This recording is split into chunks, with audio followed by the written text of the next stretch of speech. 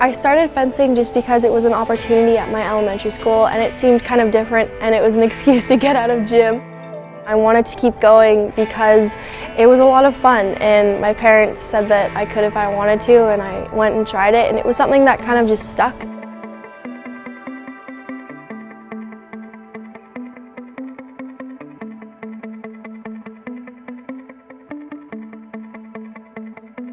The first time I tried fencing, I was in grade 4, and I came home and I wouldn't shut up about it. So in order to shut me up, my parents put me in fencing, and it was the only sport I could be doing where I was losing but still smiling.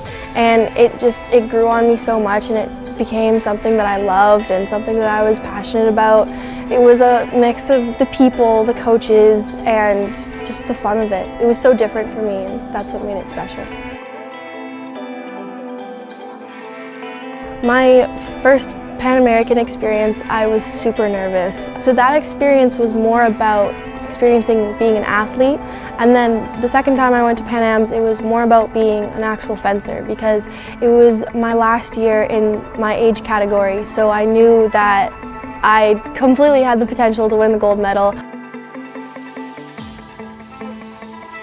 Although I got the bronze for a second time, I was super disappointed, but it was a great way to just go out with a bang in my age category.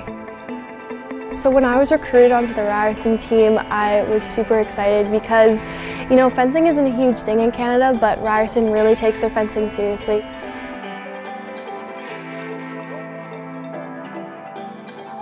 One of my best experiences with the team was when we were at a tournament at Brock, and I was having a really rough day. I wasn't fencing well. I was all up in my head. People say that fencing is 90% mental and 10% physical, so the 90% mental was really lacking that day. And I was fencing in this one match, and my coach yelled at me and he said, just make a decision and do it. And the second he said that, I made a decision and I did an action, and then I won the match 15-1.